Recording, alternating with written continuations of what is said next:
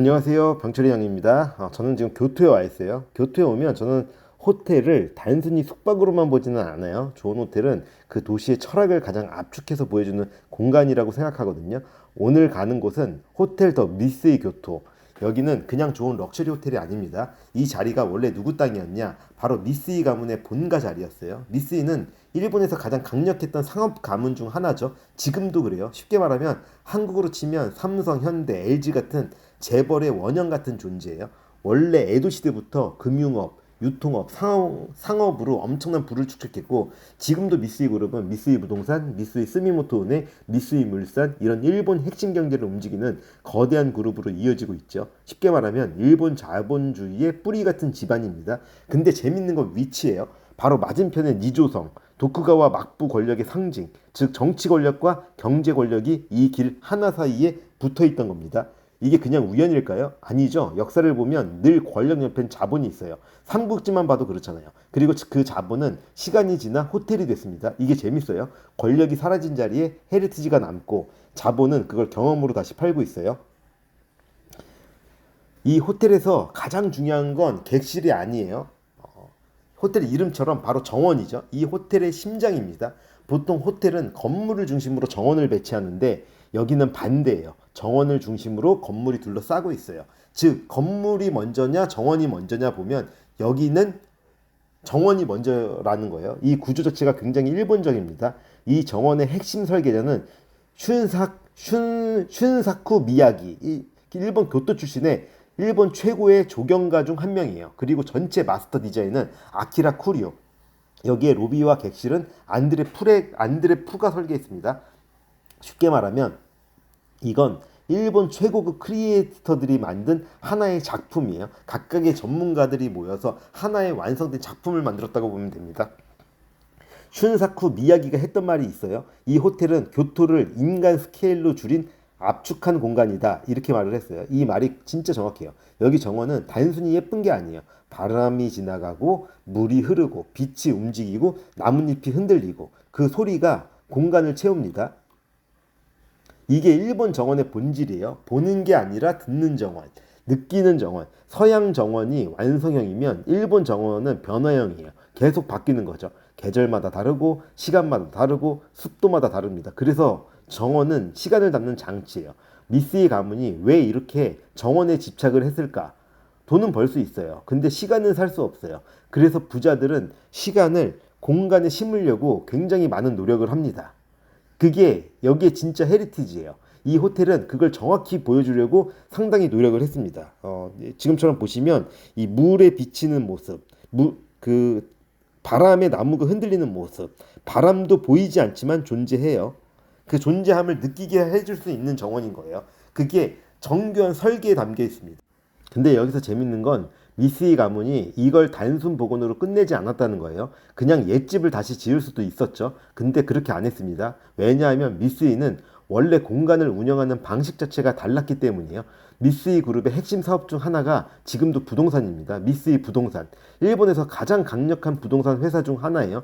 도쿄 미드타운, 니혼바시 재개발, 토라노몬, 롯본기, 일본의 핵심 도시 구조를 거의 다 건드린 회사입니다. 쉽게 말하면 이 사람들은 건물을 짓는 사람들이 아니라 도시를 설계하는 사람들이라는 이야기예요. 이 호텔도 그런 관점으로 보면 재밌어요. 그냥 럭셔리 호텔이 아닙니다. 교토라는 도시를 하나의 축소판으로 만든 거예요. 여기 보면 건물 높이가 굉장히 낮아요. 압도하려 하지 않고 오히려 눌러놓습니다. 왜? 주인공이 건물이 아니라 정원이기 때문에 그렇죠. 그리고 여기 아래에 천연 온천 스파가 있어요. 이것도 중요합니다. 교토는 원래 물의 도시예요. 좋은 물이 이 문화의 핵심이에요. 차도 그렇고 두부도 그렇고 사케도 그렇고. 근데 여기는 그 물을 스파로 끌어왔어요.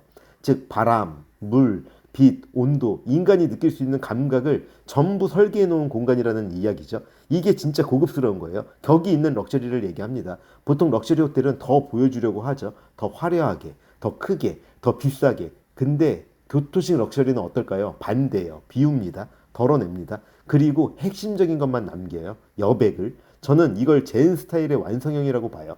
그래서 여기 있으면 이상하게 마음이 느려져요. 급하게 움직이던 생각이 멈추고 천천히 보게 되는 거죠. 좋은 공간은 속도를 바꿉니다. 그리고 좋은 식사는 그런 공간 위에서 시작될 때 훨씬 깊어져요. 그래서 이제 밥을 먹으러 들어갑니다. 오늘 점심은 포르니.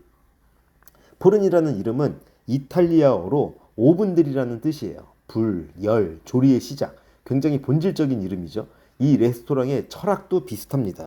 기술보다 재료, 화려함보다 균형, 그리고 여기가 좋았던 이유는 제가 오늘 앉은 자리가 정원 바로 앞 야외 자리였어요. 이게 진짜 좋았습니다. 아까 계속 이야기했던 정원의 소리, 물이 흐르는 소리, 바람이 나뭇잎을 흔드는 소리, 그걸 그대로 들으면서 식사를 했거든요. 이건 단순히 야외 테이블이 아니에요. 정원 안에 들어가서 먹는 느낌이었어요. 그게 완전 다르게 느껴졌어요. 좋은 호텔 레스토랑은 음식만 먹는 게 아니잖아요. 공간 전체를 먹는다는 느낌입니다. 그래서 굉장히 좋았어요. 오늘 코스는 총 5단계예요. 근데 이 흐름이 굉장히 좋습니다. 처음엔 가볍게 시작해서 중간에 집중도를 올리고 끝에는 다시 부드럽게 풀어줘요. 음식 흐름 자체가 정원 같아요. 강하게 치고 올라가는 게 아니라 천천히 층을 쌓아 나갑니다. 첫 번째, 양파 포타주. 굉장히 조용합니다. 근데 이런 요리가 쉽지 않아요. 어떻게 보면 훨씬 어렵죠. 재료가 단순할수록 맛이 숨을 곳이 없거든요. 양파의 단맛을 얼마나 깊게 끌어냈는지, 온도가 얼마나 정확한지, 질감이 얼마나 부드러운지 여기서 기본기가 보이는 겁니다. 그리고 첫 숟갈 뜨는 순간 정원 바람이 같이 들어와요. 그게 진짜 좋았어요. 이건 안에서 먹으면 못 느끼는 거죠. 이 자리가 중요한 이유입니다. 다음은 브라타와 토마토. 이건 굉장히 정석적인 조합인데 여기 바질 소스가 굉장히 절제돼 있어요. 보통은 향을 세게 쓰는데 여긴 그렇지 않아요. 전체를 정리하는 역할이에요. 브라타가 주인공이고 토마토가 산도를 잡고 바질이 뒤에서 정리합니다. 이게 교토식인 것 같아요. 자기 역할을 넘지 않아요. 다음은 파스타. 이게 오늘의 중심. 볼로네제 비앙코. 굉장히 흥미로워요. 토마토를 걷어내고 고기의 질감을 더 드러냅니다. 그리고 면 자체가 굉장히 좋았어요. 씹는 힘이 살아있으면서 여기서 느낀 건 이탈리아를 교토가 해석하면 이렇게 되는구나 이런 느낌이에요. 훨씬 정적이고 덜 시끄럽고 더 깊어요. 굉장히 맛있는 음식이었습니다. 그리고 빵과 올리브 오일의 조화도 굉장히 좋았었어요. 저는 굉장히 빵을 많이 먹고 좋아하는데 빵 맛이 그냥 뭐 자체의 풍미가 굉장히 좋았습니다. 확실히 버터나 이런 류의 퀄리티가 한국보다는 상당히 좋은 것 같아요. 그렇기 때문에 기본에 충실한 재료에 충실한 맛인 이탈리안 요리의 어떤 살아있는 감각이 교토식으로 재해석됐을 때 뭐 좋은 느낌이 있었어요. 이게 이제 파스타가 나왔네요. 이탈리아를 교토가 해석하면 이렇게 되는구나를 느낄 수 있는 파스타였었어요. 정적이면서 덜 시끄럽지만 각각의 고유한 맛의 깊이가 있어서 좋았었어요. 치즈의 풍미도 되게 좋았고요. 상당히 맛있는 파스타네요. 저는 영상을 보면서 편집을 하고 있는데 이 영상을 보면서도 제가 침이 꿀꺽 넘어갈 정도로 굉장히 맛있는 한 접시였다고 생각을 합니다. 면, 소스, 위에 뿌려져 있는 치즈 하나하나의 맛이 굉장히 좋으면서 같이 어울렸을 때의 풍미는 더 좋아요.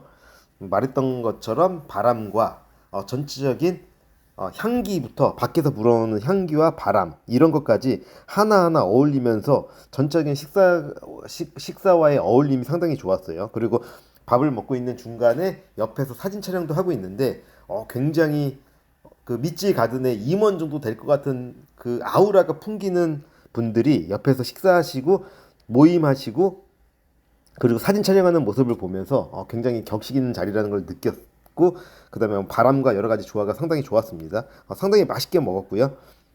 입맛 돋구는 맛이에요. 뭐 물맛도 굉장히 좋고 여기는 물도 상당히 신경 쓴다고 하는데 이렇게 내어주는 물의 맛도 굉장히 경도가 있고 좀 질감이 있는 굉장히 맛있는 맛이 있어서 물도 한 2컵, 3컵 정도 더 부탁해서 먹었던 기억이 나네요. 메인인 요리가 나왔어요. 중간중간 테이블 정리도 잘 해주셨고 커틀러리도 잘 교체해 주시면서 상당히 깔끔하게 맛있게 잘 먹을 수 있었습니다. 이제 메인인 닭가슴살, 화이트 미소와 허브. 여기서 일본의 느낌이 확 올라와요. 그리고 죽순이 진짜 좋았어요. 이건 계절을 먹는 느낌이죠. 좋은 레스토랑은 배를 채우는 게 아니라 계절을 기억하게 만들기도 하는데 여기는 그걸 정확히 하고 있었어요. 그리고 닭의 퀄리티가 닭의 어떤 풍미나 이런 것들이 상당히 좋았고 그리고 위에 곁들여 먹는 다양한 느낌들도 곁들임이 좋아서 느끼하지 않고 상당히 여러 가지 좋은 풍미로 맛의 향이 적절히 입에 잘 남아 있어서 향을 먹는 느낌이 상당히 좋았습니다. 고기의 질감도 되게 부드럽고 잘 익혀져서 여러 가지로 씹는 맛이나 적절한 맛의 조화가 상당히 좋았던 걸로 기억해요. 식사를 마쳤어요. 오늘 전체 코스를 다 먹고 나서 느낀 건 이 레스토랑은 맛으로만 압도하는 스타일은 아니에요.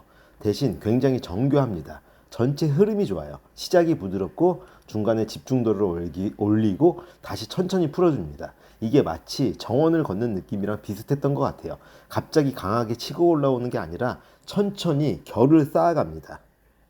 그리고 여기서 가장 좋았던 건 역시 이 자리예요. 이 정원을 바라보면서 먹는 경험. 이건 굉장히 다르죠. 더 맛있는 음식을 먹을 수 있는 가능성들은 다른 데서도 있을 수 있어요. 그렇지만 이 정원에서 이렇게 바라보면서 정원을 느끼면서 먹을 수 있는 경험, 이거는 굉장히 다른 경험이에요. 바람이 계속 들어와요. 물소리가 들리고 나뭇잎 흔들리는 소리가 계속 들립니다. 그리고 가끔 새소리까지 들어와요. 이게 진짜 중요하죠. 왜냐하면 보통 식사는 실내에서 공기까지도 거의 통제된 상태에서 먹잖아요. 근데 여기는 자연이 계속 개입합니다. 바람이 들어오면 음식의 온도도 달라지고 향도 달라지고 내 감각도 달라져요. 같은 파스타인데 이 공간에서 먹으니까 완전 다르게 느껴졌습니다. 이게 좋은 정원이 가진 힘이에요. 배경이 아니라 경험의 일부가 되는 것. 그리고 미스의 가문이 왜 정원에 그렇게 집착했는지도 이 순간 이해가 됐어요. 돈이 많다고 좋은 공간이 만들어지는 게 아니에요. 좋은 공간은 결국 감각을 설계하는 거니까 무엇을 보게 할지, 무엇을 듣게 할지, 무엇을 느끼게 할지 이걸 다 계산해 놓은 거죠. 그래서 여기는 단순히 점심 식사만이 아니에요. 정원 안에서 시간을 먹는 경험이에요. 이게 진짜 좋았습니다. 그리고 제가 아까 말했던 것처럼 디저트는 여기서 안 먹고 조금 더 좋은 흐름으로 가져가 보고자 라운지로 이동을 해요. 이제 로비 라운지인데 더 가든 바로 왔습니다. 여기 분위기가 진짜 좋아요. 개인적으로 저는 여기가 오늘의 경험의 완성이라고 봐요. 식사는 몸을 채우는 거고 라운지는 시간을 채우는 거고 이 공간이 좋은 이유는 속도가 완전히 다르기 때문에 그래요. 포르니가 움직이는 공간이었다면 여기는 멈추는 공간이에요. 사람들 목소리도 낮고 직원들 움직임도 조용하고 전체 톤이 굉장히 안정적이에요. 그리고 정원이 더 깊게 보여요. 아까 식사할 때 봤던 정원이랑 또 다른 거죠. 같은 정원인데 앉는 위치가 바뀌니까 완전히 다른 풍경이 됩니다. 이게 좋은 공간이에요. 계속 다르게 읽히거든요. 그리고 여긴 서비스가 진짜 좋아요. 커피를 마시고 있는데 제가 요청하지 않았는데도 먼저 와서 커피 한 잔 더 드릴까요? 라고 제안을 합니다. 이건 굉장히 중요해요. 좋은 서비스는 반응형이 아니라 예측형입니다. 필요를 먼저 읽어요. 그게 진짜 수준이에요. 그리고 화장실 물어봤을 때도 그냥 방향만 알려주는 게 아니라 직접 걸어가면서 안내해 줍니다. 이런 디테일. 이게 호텔의 격을 만드는 거죠. 그리고 여기 직원들을 보면 느껴져요. 자기들이 일하는 공간이 어떤 공간인지 알고 있는 듯해요. 이 호텔의 역사, 헤리티지, 브랜드 가치, 그걸 알고 일하는 사람들의 태도는 다릅니다. 그 자부심이 고객한테 그대로 전달되거든요. 그게 여기에 분위기를 만들었던 것 같아요. 제가 이 호텔에 숙박도 했고 숙박했던 경험도 정말 좋았어요. 근데 현실적으로 보면 1박에 최소 250만 원에서 뭐 5, 600만 원까지 쉽게 접근하기 힘든 가격이에요. 저 역시도 그렇습니다. 근데 저는 오히려 이렇게 추천하고 싶어요. 근처에 깔끔한 가성비 좋은 호텔들 많이 있어요. 그곳에서 잠을 주무시고 여기 와서 점심 먹고 라운지에서 디저트 먹고 정원을 즐기고 서비스를 경험하는 것. 이 조합이 훨씬 현실적이고 효율적입니다. 제가 오늘 쓴 돈은 5,500엔이에요. 근데 이 안에 들어있는 경험을 생각하면 굉장히 밀도가 높죠. 식사했고 디저트, 커피, 리필 커피, 정원, 서비스, 헤리티지 그리고 이 공간 안에서 보내는 시간 이걸 다 합치면 솔직히 한국에서 10만 원짜리 호텔 런치보다 훨씬 낫다고 생각해요. 저는 이런 걸 압축 경험이라고 생각하고 부릅니다. 짧은 시간 안에 한 도시의 철학을 깊게 경험하는 방식. 그리고 오늘 여기서 다시 느낀 건 진짜 럭셔리는 화려하다라는 게 아니에요. 여백이죠. 비움이에요. 속도를 늦추는 힘이에요. 이게 더 어려운 거라고 생각해요. 그리고 헤리티지. 대부분의 럭셔리 호텔은 비싸고 화려해요. 근데 헤리티지가 없는 경우가 많죠. 여기는 다릅니다. 럭셔리함도 있지만 헤리티지가 있고 격이 있어요. 그 세 가지가 같이 합을 맞춰서 같이 갑니다. 밸런스가 있어요. 그게 진짜 어려운 거잖아요. 그래서 호텔 더 미스의 교토는 좋은 호텔이 아니라 교토라는 도시를 가장 깊게 읽게 만드는 공간이었어요. 그리고 저는 앞으로도 이런 공간들을 계속 읽어볼 겁니다. 왜 이런 공간이 만들어졌는지, 누가 만들었는지, 왜 사람들은 여기에 돈을 쓰는지 그걸 같이 읽어보면 여행은 완전히 달라질 수 있다고 생각해요. 다음 공간도 기대해 주세요. 다음은 교토 안에서 또 다른 방식으로 시간을 파는 공간들이 많이 있는데 그런 공간들이 어디 있는지 더 소개해 드리도록 하겠습니다. 지금까지 병철이 형이었습니다. 감사합니다.